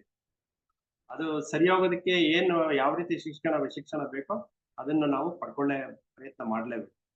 ಇಲ್ಲ ಅಟ್ಲೀಸ್ಟ್ ನಮ್ಮ ಮುಂದಿನ ಜನರೇಷನ್ಗಾದ್ರೂ ಕೊಡೋ ಪ್ರಯತ್ನ ಮಾಡಬೇಕು ಅನ್ನೋದು. ಮಾಹಿತಿಗಳು ಮತ್ತು ವಿಷಯ ಜ್ಞಾನ ದಿನ ದಿನಕ್ಕೂ ಹೆಚ್ಚುತ್ತಿರಬಹುದು. ಅದೇನೋ ನಿಜ. ಗೂಗಲ್ ಅಲ್ಲಿ ದಿನೇ ಫೈಲ್ಗಳು ಜಾಸ್ತಿ ಆಗ್ತಾನೆ ಇರುತ್ತೆ. ನಮ್ಗೆ ವಿಚಾರಗಳು ಯಾವಾಗ ಬೇಕಾದ್ರೂ ಸಿಗ್ತಾನೆ ಇರುತ್ತೆ. ಆ ತರ ಒಂದು ಮಾಹಿತಿಗಳು ದಿನೇ ಅದು ಜಾಸ್ತಿ ಆಗ್ತಾನೆ ಇರುತ್ತೆ. ಆದರೆ ಸ್ವಭಾವತಃ ಅವುಗಳಿಗೆ ಒಂದು ಮಿತಿ ಇದೆ. ವಿವೇಕವಾದರೋ ಅನಂತವಾದದ್ದು. ಇದೆರಡರ ವ್ಯತ್ಯಾಸ ನೋಡ್ತಾರೆ. ಅಂದ್ರೆ ನಾವು ವಿವೇಕವನ್ನ ಗಳಿಸ್ಕೊಂಡ್ರೆ ಅದಕ್ಕೆ ಮಿತಿ ಬೆಳೆಸ್ಕೊಳ್ಳೋದಾದ್ರೆ ಅದಕ್ಕೆ ಮಿತಿನೇ ಇಲ್ಲ ಅನ್ನೋದು. ಅದು ಜ್ಞಾನವನ್ನು ಅಂತೆಯೇ ಕ್ರಿಯಾ ವಿಧಾನವನ್ನು ಒಳಗೊಳ್ಳುತ್ತದೆ. ಕ್ರಿಯಾ ವಿಧಾನ ಅಂದ್ರೆ ನಮ್ಮ ಅನುಭವ. ನಮ್ಮ ಅನುಭವನ ಒಳಗೊಂಡಿರುತ್ತೆ. ನಾವು ಎಷ್ಟು ಅನುಭವಗಳನ್ನ ಗಳಿಸ್ಕೊಳ್ಳೋದಕ್ಕೆ ಸಾಧ್ಯ ಆಗುತ್ತೆ ಅಷ್ಟು ನಾವು ಒಂದು ನಮ್ಮ ಬುದ್ಧಿಶಕ್ತಿಯನ್ನ ಹೆಚ್ಚು ಮಾಡ್ಕೊಳ್ಳೋದಕ್ಕೆ ಸಾಧ್ಯ ಆಗುತ್ತೆ. ವಿವೇಕವನ್ನ ಬೆಳೆಸ್ಕೊಳ್ಳೋದಕ್ಕೆ ಸಾಧ್ಯ ಆಗುತ್ತೆ. ಆದ್ರೆ ಇಡೀ ಮರದ ಒಂದು ಕೊಂಬೆಯನ್ನು ಹಿಡಿದುಕೊಂಡು ನಿಂತವರು ನಾವು. ಮರದ ಬಗ್ಗೆ ನಮ್ಗೇನು ಗೊತ್ತಿಲ್ಲ. ಆದ್ರೆ ಒಂದು ಕೊಂಬೆಯನ್ನು ಹಿಡ್ಕೊಂಡು ನಿಂತಿದ್ದೀವಿ. ಆದ್ರೆ ಮರದ ಬಗ್ಗೆ ಹೇಗೆ ಅರಿಯೋದಕ್ಕೆ ಸಾಧ್ಯ ಆಗ್ತಾ ಇದೆ ನಮ್ಗೆ? ಅದೇ ಸಮಗ್ರ ವೃಕ್ಷವೆಂದು ತಪ್ಪು ತಿಳಿಯುತ್ತಿದ್ದೆ. ಒಂದು ಕೊಂಬೆಯನ್ನು ಹಿಡ್ಕೊಂಡ್ಬಿಟ್ಟು ಇದೇ ಸಮಗ್ರ ಅಂತ ತಿಳ್ಕೊಂಡಿದ್ದೆ. ಇನ್ನು ವೃಕ್ಷದಲ್ಲಿ ಎಷ್ಟೋ ಇದೆ ಅದ್ರ ಬಗ್ಗೆ ನಮ್ಗೆ ನೋಡಕ್ಕಾಗ್ತಾ ಇದೆ. ಅಂಶದ ತಿಳುವಳಿಕೆಯಿಂದ ಅಂದ್ರೆ ಕೇವಲ ಒಂದು ಭಾಗ ಮಾತ್ರ. ಅಂಶದ ತಿಳುವಳಿಕೆಯಿಂದ ಪೂರ್ಣದ ಆನಂದವನ್ನು ಪಡೆಯಲು ಎಂದಿಗೂ ಸಾಧ್ಯವಿಲ್ಲ. ಭೌತಿಕತೆಯು ನಮ್ಮನ್ನು ಪರಿಪೂರ್ಣದೆಡೆಗೆ ಕೊಂಡೊಯ್ಯಲಾರದು. ಏಕೆಂದರೆ ಅದು ಕೇವಲ ಒಂದು ಭಾಗ. ಅದೊಂದು ಚಿಕ್ಕ ಚೂರು. ಅದನ್ನ ಒಂದು ಮರದ ಒಂದು ಕಂಗೆಯನ್ನ ಉದಾಹರಣೆ ಹೇಳಿ. ಈಗ ಕೇವಲ ಎಲ್ಲಾರು ಮರದ ಒಂದು ಕಂಗೆಯನ್ನು ಹಿಡ್ಕೊಂಡು ನಿಂತಿದ್ದಾರೆ. ಇಡೀ ಮರವನ್ನ ಹಪ್ಕೊಳ್ಳುವಂತ ಶಕ್ತಿ ಗಳಿಸ್ಕೊತಾ ಇಲ್ಲ ಯಾರನ್ನು. ಸಾಧ್ಯ ಆಗ್ತಾ ಇಲ್ಲ. ಅದು ಗಳಿಸ್ಕೊಂಡ್ರೆ ಅದರಿಂದ ಸಿಗುವ ಆನಂದನೇ ಬೇರೆ. ಆ ಒಂದು ತೃಪ್ತಿನ ಆತ್ಮತೃಪ್ತಿನ ಗಳಿಸ್ಕೊಳ್ಳೋದಕ್ಕೆ ಸಾಧ್ಯ ಆಗುತ್ತೆ. ಅದರಿಂದ ನಾವು ಇಂಟೆಲೆಕ್ಟ್ ಅನ್ನು ಭಾವನೆಯಿಂದ ಬೇರ್ಪಡಿಸಿದ್ದೇವೆ. ಅಷ್ಟೇ ಅಲ್ಲ, ಭಾವನೆಗಳನ್ನು ಬಲಿ ಕೊಟ್ಟು ಇಂಟೆಲೆಕ್ಟ್ ಅನ್ನು ಬೆಳೆಸಿದ್ದೇವೆ. ನಾವು 3 ಕಾಲುಗಳಿರುವ ವಸ್ತುವಿನಂತೆ. ಒಂದು ಕಾಲು ಉಳಿದೆರಡಕ್ಕಿಂತ ಉದ್ದವಾಗಿದೆ. ಸರಿ, ಅಗತ್ಯವಾದ ಸಮತೋಲನ ಇಲ್ಲ. ನಮಗೆ ನೀಡುವ ತರಬೇತಿ ಎಲ್ಲ ಇಂಟೆಲೆಕ್ಚುವಲ್ ಆಗಿರುವುದು ಹೇಗೆ ಎಂದು. ಶಿಕ್ಷಣವು ನಮಗೆ ನಿಶ್ಚಿತಮತಿಯನ್ನು ನೀಡುತ್ತದೆ, ವಂಚನೆಯನ್ನು ಕಲಿಸುತ್ತದೆ. ಅಂದ್ರೆ ಇದು ಒಂದು ಸ್ಮಾರ್ಟ್ ಲೈಫ್ ಅಷ್ಟೇ. ಅಲ್ಲಿ ನ್ಯಾಯ ನೀತಿ ಅನ್ನೋದಿಲ್ಲ. ಚೆನ್ನಾಗಿ ನೋಡಕ್ಕೆ ಚೆನ್ನಾಗಿ ಬದುಕಬೇಕು ಅನ್ನೋದೊಂದು ರೀತಿಯಲ್ಲಿ ಮಾತ್ರ ಹೇಳೋದು. ಅಂದ್ರೆ ಇವತ್ತಿನ ಎಜುಕೇಶನ್ ನಮ್ಮನ್ನ ಅಷ್ಟಕ್ಕೆ ಮಾತ್ರ ನಮ್ಮನ್ನ ಸೀಮಿತಗೊಳಿಸುತ್ತೆ. ಯಾಕಂದ್ರೆ without morals, education without morals ಆಗ್ತಿದ್ದಾರೆ. ಬರೀ ಎಜುಕೇಶನ್ ಮಾತ್ರ ಕೊಡ್ತಾ ಇದ್ದಾರೆ. ಮಾರಲ್ ಎಜುಕೇಶನ್ ಬಗ್ಗೆ ಯಾರು ಗಮನ ಕೊಡ್ತಾ ಇಲ್ಲ. ಅದಕ್ಕೆ ನೋಡಿ, ವಂಚನೆಯನ್ನು ಕಲಿಸುತ್ತದೆ. ಎಲ್ಲಾ ನನಗೆ ಬೇಕು ಎನ್ನುವ ದುರಾಸೆಯನ್ನು ಕಲಿಸುತ್ತದೆ ಅನ್ನೋದಕ್ಕಿಂತ ನಮ್ಮೊಳಗಿರುವ ನಕಾರಾತ್ಮಕತೆ ಎಲ್ಲ ಹೊರಗಡೆ ಬರ್ತಾ ಇದೆ ಅಷ್ಟೇ. ಈಗ ಪ್ರಪಂಚದಲ್ಲಿ ಏನೋ ನೋಡ್ತೀವಿ, ಆಸೆಗಳು ಹೆಚ್ಚಾಗತ್ತೆ, ನಮ್ಗೆಲ್ಲ ಬೇಕು ಅಂತ ಅನ್ಸುತ್ತೆ. ಆದ್ರೆ ಕಡಿವಾಣ ಹಾಕೊಳ್ಳೋದು ಹೇಗೆ ಅಂತ ನಾವು ಕಲ್ತಿಲ್ಲ. ಅದಕ್ಕೆ ಬೇಕಾಗಿರುವಂತ ಒಂದು ಮಾರಲ್ ಶಿಕ್ಷಣವನ್ನ ನಾವು ಗಳಿಸ್ಕೊಂಡಿದ್ವಿ. ಹಂಗಾಗಿ ಈ ತರ ಎಲ್ಲ ತೊಂದರೆಗಳಾಗ್ತಾ ಇದೆ. ಎಲ್ಲವೂ ನನಗೆ ಬೇಕು ಎನ್ನುವ ದುರಾಸೆಯನ್ನು ಕಲಿಸುತ್ತದೆ. ಹೀಗೆ ತಯಾರಾದ ಇಂಟೆಲೆಕ್ಟ್ ನಮ್ಮ ಜೀವನದಲ್ಲಿ ಅತ್ಯಂತ ಮಹತ್ವದ ಪಾತ್ರವನ್ನು ವಹಿಸುತ್ತದೆ. ಆದರೆ ಬುದ್ಧಿಶಕ್ತಿಯು ಈ ಇಂಟೆಲೆಕ್ಟ್ ಗಿಂತ ಬಹಳ ಬಹಳ ಮುಖ್ಯವಾದುದು. ಏಕೆಂದರೆ ಇದು ತರ್ಕ ಮತ್ತು ಪ್ರೀತಿಗಳ ಸಹಯೋಗ. ತರ್ಕನೂ ಇದೆ ಇಲ್ಲಿ, ಅದ್ರ ಜೊತೆಗೆ ಪ್ರೀತಿನೂ ಇದೆ. ಬುದ್ಧಿಶಕ್ತಿ ಅಂತಂದ್ರೆ ಅದು ಎರಡು ಸಹಯೋಗನೂ ಇದೆ ಇಲ್ಲಿ. ಕೇವಲ ತರ್ಕ ಇದ್ರೆ ಮತ್ತೆ ಅದು ಇಂಟೆಲೆಕ್ಟ್ ಆಗ್ಬೋದು. ಅಲ್ಲಿ ಪ್ರೀತಿಯ ಸಹಯೋಗ ಎಲ್ಲಿ ಬರುತ್ತೋ ಅಲ್ಲಿ ಇದು ಕೆಲಸ ಮಾಡ್ತಾ ಇದೆ. ಆದರೆ ಸ್ವಜ್ಞಾನವಿಲ್ಲದೆ ಬುದ್ಧಿಶಕ್ತಿಯು ಆಗಮಿಸುವುದೇ ಇಲ್ಲ. ನಮ್ಗೆ ಎಲ್ಲದಕ್ಕಿಂತ ಮುಖ್ಯವಾಗಿ ನಮ್ಮೊಳಗಿರುವಂತಹ ಒಂದು ಜ್ಞಾನವನ್ನ ವೃದ್ಧಿಪಡಿಸ್ಕೊಳ್ಳೋ ಅನಿವಾರ್ಯತೆ ನಮಗೆ ತುಂಬಾನೇ ಇದೆ. ಅದು ವೃದ್ಧಿಪಡಿಸ್ಕೊಂಡ್ರೆ ಮಾತ್ರ ನಮ್ಮಲ್ಲಿರುವಂತಹ ಬುದ್ಧಿಶಕ್ತಿ ಚುರುಕಾಗೋದಕ್ಕೆ ಸಾಧ್ಯ ಆಗುತ್ತೆ. ಸ್ವಜ್ಞಾನವೆಂದರೆ ನಾವು ನಡೆಯುವ ಅಂತರಂಗದ ಹಾದಿಯ ಆಳವಾದ ತಿಳುವಳಿಕೆ. ನಾವು ಏನು ನಮ್ಮ ಒಂದು ಪ್ರಾಪಂಚಿಕ ಒಂದು ನಡೆಗಳಿದೆಯೋ ಅದನ್ನ ಆಳವಾಗಿ ಅರಿಯುವಂಥದ್ದೇ ನಮ್ಮೊಳಗಿರುವಂತ ಒಂದು ಬುದ್ಧಿಶಕ್ತಿಯನ್ನ ಒಂದು ಶಾರ್ಪ್ ಮಾಡ್ಕೊಳ್ಳುವಂತ ಒಂದು ವಿಧಾನ. ಅಂದ್ರೆ ಈಸ್ ಈಕ್ವಲ್ ಟು ನಮ್ಮ ಅನುಭವ ಜ್ಞಾನ ಅಂತ ಹೇಳಿ. ಹಿರಿಯರಾಗಲಿ ಎಳೆಯರಾಗಲಿ ಮನುಷ್ಯನು ಸಂಪೂರ್ಣವಾಗಿ ಸಮಗ್ರವಾಗಿ ಬಾಳುವುದು ಮುಖ್ಯ. ಅವನ ಜೀವನವು ಅರಿತು ಹಂಚು ಹೋದ ತುಂಡುಗಳಾಗಬಾರದು. ಅಂದ್ರೆ ಕೇವಲ ಆಂಶಿಕವಾಗಿ ತಿಳಿಯುವಂಥದ್ದು ಅಂತ ಹೇಳ್ತಾರಲ್ಲ, ಅದಕ್ಕೋಸ್ಕರ. ಆದ್ದರಿಂದಲೇ ಸಮಗ್ರತೆಯನ್ನು ತಂದುಕೊಡುವ ಬುದ್ಧಿಶಕ್ತಿಯನ್ನು ಬೆಳೆಸಿಕೊಳ್ಳುವುದು ಮುಖ್ಯ. ಅಂದ್ರೆ ನಾವು ಯಾವುದನ್ನೇ ಆದ್ರೂ ಸಮಗ್ರವಾಗಿ ಅರಿಯುವಂತ ಪ್ರಯತ್ನ ಮಾಡಲೇಬೇಕು. ಅದು ಮಾತ್ರ ಬುದ್ಧಿಶಕ್ತಿಗೆ ಒತ್ತು ಕೊಡುವಂಥದ್ದು ಆಗಿರುತ್ತೆ. ಒಟ್ಟು ಜೀವನದ ಯಾವುದೋ ಒಂದು ಅಂಶಕ್ಕೆ ನೀಡುವ ಅತಿಯಾದ ಅವತರಣೆಯು ನಮಗೆ ನೀಡುವುದು ಕೇವಲ ಆದ್ದರಿಂದಲೇ ವಿಕೃತವಾದ ನೋಟವನ್ನು ನಮ್ಮ ಕೆಲವು ಸಮಸ್ಯೆಗಳಿಗೆ ಈ ವಿಕೃತಿಯೇ ಕಾರಣವಾಗಿದೆ. ಒಟ್ಟು ಸ್ವಭಾವದ ಆಂಶಿಕ ಬೆಳವಣಿಗೆಯು ನಮಗೆ ಮಾತ್ರವಲ್ಲ, ಸಮಾಜಕ್ಕೂ ಅಪಾಯಕರ, ಸಮಾಜಕ್ಕೂ ತೊಂದರೆ ಆಗಿದೆ. ಅಂದ್ರೆ ಇವತ್ತಿನ ದಿನ ಪ್ರೊಫೆಷನಲ್ಸ್ ಅಂತಂದ್ರೆ ಅದೇ ಅರ್ಥ ತಾನೇ ಗೊತ್ತಾಗುತ್ತೆ. ಯಾವ್ದೋ ಒಂದು ಕ್ಷೇತ್ರದಲ್ಲಿ ಮಾತ್ರ ಅವರು ಎಕ್ಸ್ಪರ್ಟ್ ಆಗಿರ್ತಾರೆ. ಮಿಕ್ಕಿದ ಏನ್ ಕ್ಷೇತ್ರಗಳ ಬಗ್ಗೆ ಯಾವ್ದ್ರ ಬಗ್ಗೆನೂ ಅವ್ರಿಗೆ ಏನು ಗೊತ್ತಿಲ್ಲ. ಅದು ನಿಜವಾಗಿಯೂ ನಮ್ಗೆ ತೊಂದರೆ ಮಾಡುವಂತದ್ದೇ ಆಗಿರುತ್ತೆ. ನಾವೆಲ್ಲವನ್ನೂ ತಿಳ್ಕೊಳ್ಳುವಂತ ಪ್ರಯತ್ನ ಆಗ್ಲೇಬೇಕು. ಆದ್ದರಿಂದಲೇ ಜೀವನದ ಸಮಸ್ಯೆಗಳನ್ನು ಸಮಗ್ರೀಕೃತವಾದ ದೃಷ್ಟಿಕೋನದಿಂದ ನೋಡುವುದು ನಿಜವಾಗಿಯೂ ಬಹಳ ಮುಖ್ಯ. ಆ ಒಂದು ಸಮಗ್ರ ದೃಷ್ಟಿ ಅನ್ನೋದನ್ನು ನಾವು ಬೆಳೆಸ್ಕೋಬೇಕು. ಅದನ್ನು ನಾವು ಹೇಗ್ ಬೆಳೆಸ್ಕೋತೀವಿ, ಹೇಗೆ ಅದನ್ನ ನಾವು ಕಂಡ್ಕೋತೀವಿ ಅನ್ನೋದು ಎಲ್ಲ ನಮ್ಮ ಬುದ್ಧಿಶಕ್ತಿಗೆ ಬಿಟ್ಟು, ನಮ್ಮ ಅಂತರಂಗದ ನೋಟಕ್ಕೆ ಬಿಟ್ಟು. ಅದ್ರ ಪ್ರಯತ್ನಗಳು ಆಗ್ಬೇಕಾಗ್ತದೆ. ಇಲ್ಲಿ ಇವ್ರು ಕೇವಲ ಹೇಳ್ತಿದ್ದಾರೆ ಅಷ್ಟೇನೆ, ಪ್ರಯತ್ನಗಳು ನಾವೇ ಮಾಡ್ಬೇಕು. ಅದನ್ನ ನಿಜವಾಗಿಯೂ ಸಮಗ್ರಗೊಂಡ ಮಾನವನಾಗುವುದೆಂದರೆ ಆಗೋದು ಅಂದ್ರೆ ಏನು ಅಂತ ಹೇಳ್ತಾರೆ. ತನ್ನ ಸ್ವಂತ ಪ್ರಜ್ಞೆಯ ಚಲನೆಯನ್ನು ಮೊದಲಿನಿಂದ ಕೊನೆಯವರೆಗೆ ಚಿತ್ತವಿಟ್ಟು ನೋಡುವುದು. ನನ್ನ ಸ್ವಂತ ಪ್ರಜ್ಞೆ ಅಂದ್ರೆ ನಾವು ವರ್ತಮಾನದಲ್ಲಿ ಏನ್ ಇರ್ತೀವೋ ಅದನ್ನೇ ಪ್ರಜ್ಞೆ ಅಂತ ಹೇಳೋದು. ಆ ಚಲನೆಯನ್ನು ಮೊದಲಿನಿಂದ ಕೊನೆಯವರೆಗೆ ಚಿತ್ತವಿಟ್ಟು ನೋಡುವುದು. ನಮ್ಮ ಮನಸ್ಸನ್ನು ಒಂದು ಕಡೆ ಕೇಂದ್ರೀಕರಿಸುವ ಪ್ರಯತ್ನ ಮಾಡುವುದು. ವರ್ತಮಾನದಲ್ಲಿ ಸರಿಯಾಗಿ ತಿಳಿದುಕೊಳ್ಳುವುದು. ಹೊರಮನ ಒಳಮನಗಳೆರಡು ಈ ಪರಿಶೀಲನೆಯ ಪರಿಧಿಯೊಳಗೆ ಬರಬೇಕು. ಇಂಟೆಲೆಕ್ಟ್ಗೆ ಅತಿಯಾದ ಮಹತ್ವವನ್ನು ಕೊಟ್ಟರೆ ಇದು ಸಾಧ್ಯವಾಗುವುದು. ನಾವು ನೋಡುವಾಗ ನಾವು ಭೌತಿಕತೆಗೆ ಪ್ರಾಮಿನೆನ್ಸ್ ಕೊಡಬಾರ್ದು. ಈ ಒಂದು ನಮ್ಮ ಒಳ ಮತ್ತು ಹೊರಗಿನ ಮನಸ್ಸುಗಳು ಎರಡನ್ನೂ ಕಂಬೈನ್ ಮಾಡಿ ನೋಡೋದಕ್ಕೆ ಪ್ರಯತ್ನ ಮಾಡಬೇಕು. ನಾವು ಮನಸ್ಸಿನ ಬೆಳವಣಿಗೆಗೆ ಇನ್ನಿಲ್ಲದ ಗಮನ ಕೊಡುತ್ತೇವೆ. ಆದರೆ ಒಳಗೆ ನಾವು ಬಡವರು, ಅಸಮರ್ಥರು ಹಾಗೂ ಗೊಂದಲ ತುಂಬಿದ ದುಃಖಿತ ಜೀವಿಗಳು. ಅದು ನಮ್ಮಲ್ಲಿ ಇನ್ನೇನೋ ಒಂದು ಆಕಾಂಕ್ಷೆಗಳು, ಆಸೆಗಳು ಅದು ಅಪೂರ್ಣವಾಗಿ ನಿಂತ್ಕೊಂಡಿರುತ್ತೆ. ಅವಾಗ ನಮ್ಮಲ್ಲಿ ಯಾವಾಗಲೂ ಈ ಒಂದು ಕೊರಿತಾನೆ ಇರುತ್ತೆ. ಯಾವುದೋ ಒಂದು ವಿಚಾರಗಳು ಕೊರಿತಾನೆ ಇರುತ್ತೆ. ಅದು ಗೊಂದಲದ ರೂಪದಲ್ಲಿ ಇರುತ್ತೆ. ಅದಕ್ಕೆ ಗೊಂದಲ ತುಂಬಿದ ದುಃಖ ಜೀವಿಗಳು. ಹೀಗೆ ಕೇವಲ ಇಂಟೆಲೆಕ್ಟ್ ನ ನೆಲೆಯಲ್ಲಿ ಜೀವಿಸುವುದು ವಿಭಜಿತವಾಗಿ ಪುಡಿಯಾಗುವ ಹಾದಿ. ಏಕೆಂದರೆ ನಂಬಿಕೆಗಳಂತೆ ಐಡಿಯಾಗಳು ಕೂಡ ಮನುಷ್ಯನನ್ನು ಒಟ್ಟಿಗೆ ತರಲಾರದು. ಹೆಚ್ಚೆಂದರೆ ಪರಸ್ಪರ ವಿರೋಧಿಸುವ ಗುಂಪುಗಳು ತಾತ್ಕಾಲಿಕವಾಗಿ ಒಂದುಗೂಡಬಹುದು ಅಷ್ಟೇ. ಸಮಗ್ರತೆಯನ್ನು ಸಾಧಿಸುವ ಮಾರ್ಗವಾಗಿ ಆಲೋಚನೆ ಥಾಟ್ ಅವಲಂಬಿಸುವ ತನಕ ವಿಭಜಿಸುವುದು ಅನಿವಾರ್ಯ. ನೋಡಿ, ಆಲೋಚನೆಯನ್ನು ಆರಂಭಿಸುವ ತನಕ ವಿಭಜಿಸುವುದು ಅನಿವಾರ್ಯ.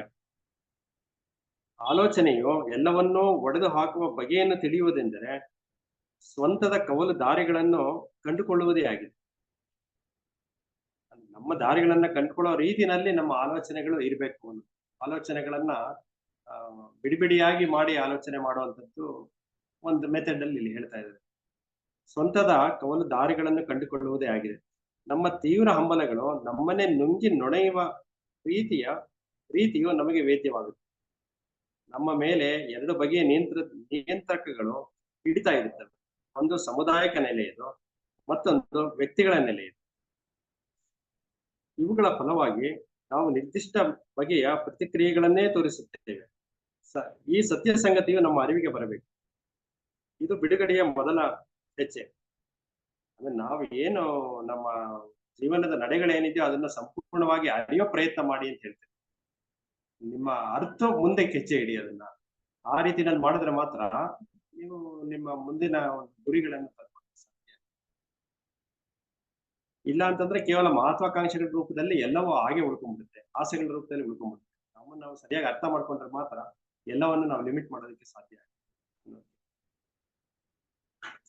ನಮ್ಮ ಸ್ವಂತದಲ್ಲಿ ಪರಸ್ಪರ ವಿರೋಧಿಯಾದ ಹಂಬಲ ಹುಡುಕಾಟಗಳು, ಭಯ ಭರವಸೆಗಳು ಏಕಕಾಲದಲ್ಲಿ ವಾಸ ಮಾಡುತ್ತವೆ. ಇಂತಹ ದ್ವಂದ್ವಮಯ ಮನಸ್ಸಿನ ಚಲನವಲನಗಳನ್ನು ಅಮೂಲ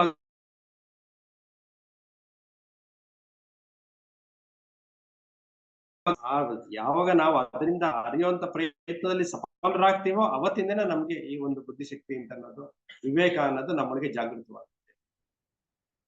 ಆಗ ಮಾತ್ರ ಸ್ವಂತವನ್ನು ಮೀರಿ ಇನ್ನಷ್ಟು ಮುಂದೆ ಹೋಗುವ ಸಾಧ್ಯತೆಗಳು ತೆರೆದುಕೊಳ್ಳುತ್ತದೆ. ಪ್ರೀತಿ ಮತ್ತು ಸರಿಯಾದ ಆಲೋಚನೆಗಳು ಮಾತ್ರ ನಿಜವಾದ ಕ್ರಾಂತಿಯನ್ನು ತರಬಲ್ಲವು. ಪ್ರೀತಿ ಮತ್ತು ಸರಿಯಾದ ಆಲೋಚನೆಗಳು ಮಾತ್ರ ನಿಜವಾದ ಕ್ರಾಂತಿಯನ್ನು ತರಬಲ್ಲವು. ಇದು ನಮ್ಮ ಅಂತರಂಗದಲ್ಲಿ ನಡೆಯುವ ಕ್ರಾಂತಿ. ಆದರೆ ಪ್ರೀತಿಯನ್ನು ಗಳಿಸುವ ಹಾದಿಯಾದರೂ ಯಾವುದು? ಪ್ರೀತಿ ಎಂಬ ಆದರ್ಶವನ್ನು ಅನುಸರಿಸುವುದರಿಂದ ಅದು ಸಾಧ್ಯವಾಗುವುದಿಲ್ಲ. ಅಂದ್ರೆ ಕೇವಲ ಆದರ್ಶವನ್ನ ಅನುಸರಿಸೋದ್ರಿಂದ ಆಗೋದಿಲ್ಲ ಅಂತ ಹೇಳ್ತಿದ್ರೆ, ಆದ್ರೆ ಏನ್ ಮಾಡ್ಬೇಕು ಅಂತಂದ್ರೆ ದ್ವೇಷ ಇಲ್ಲದಾಗ, ದುರಾಸೆ ಇಲ್ಲದಾಗ, ಅಂದ್ರೆ ನಮ್ಮಲ್ಲಿ ಅದು ಎಲ್ಲವನ್ನೂ ಹೊರತುಪಡಿಸಿ ಇರ್ಬೇಕು. ಪ್ರೀತಿ ಅಂತ ನಮ್ಮೊಳಗೆ ಹುಟ್ಟಬೇಕು ಅಂತಂದ್ರೆ ದ್ವೇಷ, ದುರಾಸೆ ಆ ತರದ ಒಂದು ಕಾರಣಗಳೇ, ಅದರಿಂದ ನಾವು ದೂರ ಇರ್ಬೇಕು. ದ್ವೇಷ ಇಲ್ಲದಾಗ, ದುರಾಸೆ ಇಲ್ಲದಾಗ, ದ್ವೇಷ ಕಾರಣವಾದ ಸ್ವಂತದ ವಿಭಜನೆಗೆ ಮುಕ್ತಾಯ ಹಾಡಿದಲ್ಲಿ ಅಲ್ಲಿ ಪ್ರೀತಿ ಉಂಟಾಗುತ್ತೆ. ಅಂದ್ರೆ ನಮ್ಮೊಳಗೆ ಅದನ್ನೆಲ್ಲ ಇಟ್ಕೊಂಡು ನಾವು ಪ್ರೀತಿಯ ಒಂದು ಮುಖವನ್ನ ತೋರ್ಪಡಿಸಿದ್ರೆ ಸಾಧ್ಯ ಇಲ್ಲ. ನಮ್ಮೊಳಗೆ ಇರುವಂತ ಆ ನಕಾರಾತ್ಮಕ ಭಾವನೆಗಳನ್ನ ಫಸ್ಟ್ ಹೊರಗಡೆ ಕಿತ್ತಾಕ್ಬೇಕು. ಅಂದ್ರೆ ನಮ್ಮ ದೃಷ್ಟಿಯನ್ನ ಸರಿ ಮಾಡ್ಕೋಬೇಕು ನಾವು. ಅವಾಗ ಅದ ನಕಾರಾತ್ಮಕತೆಗಳೆಲ್ಲ ಹೊರಗಡೆ ಹೋದಾಗ ನಮ್ಮೊಳಗೆ ಇರುವಂತ ಪ್ರೀತಿ ನಮ್ಮೊಳಗಿದೆ ಆಲ್ರೆಡಿ, ಅದು ಹೊರಗಡೆ ಬರುತ್ತೆ.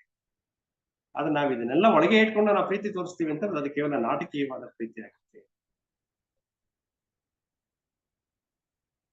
ಮುಕ್ತಾಯ ಹಾಡಿದಾಗ, ಎಲ್ಲದಕ್ಕೂ ಮುಕ್ತಾಯ ಹಾಡಿದಾಗ ಅಲ್ಲಿ ಪ್ರೀತಿ ಇರ್ತದೆ. ಶೋಷಣೆ, ದುರಾಸೆ, ಹೊಟ್ಟೆ ಕಿಚ್ಚುಗಳ ಸುಳಿಯಲ್ಲಿ ಸಿಕ್ಕಿರುವ ಮನುಷ್ಯನು ಎಂದಿಗೂ ಯಾರನ್ನೂ ಪ್ರೀತಿಸಲಾರ. ಯಾಕಂದ್ರೆ ಅವನಿಗೆ ಅದೆಲ್ಲ ಅಡ್ಡಿ ಆಗ್ತಾರೆ, ನಕಾರಾತ್ಮಕ ಸ್ವಭಾವಗಳು ಅಡ್ಡಿ ಆಗ್ತಾರೆ. ಇದನ್ನೆಲ್ಲ ಹೊರಗಡೆ ತೆಗೆಯುವ ಪ್ರಯತ್ನ ಮಾಡಿದ್ರೆ ಮಾತ್ರ ಅವನಿಗೆ ಸಫಲತೆಯನ್ನು ಗಳಿಸೋದಕ್ಕೆ ಸಾಧ್ಯ ಆಗುತ್ತೆ. ಪ್ರೀತಿ ಮತ್ತು ಸರಿಯಾದ ಆಲೋಚನೆಗಳ ಸಹಯೋಗ ಇಲ್ಲದೆ ಹೋದರೆ ಕ್ರೌರ್ಯ ಮತ್ತು ದಮನಗಳು ಹೆಚ್ಚಾಗುತ್ತವೆ. ಮನುಷ್ಯನನ್ನು ದ್ವೇಷಿಸುವ ಈ ಸಮಸ್ಯೆಯು ಶಾಂತಿ ಎನ್ನುವ ಆದರ್ಶದ ಹಿಂದೆ ಓಡುವುದರಿಂದ ಪರಿಹಾರವಾಗುವುದು.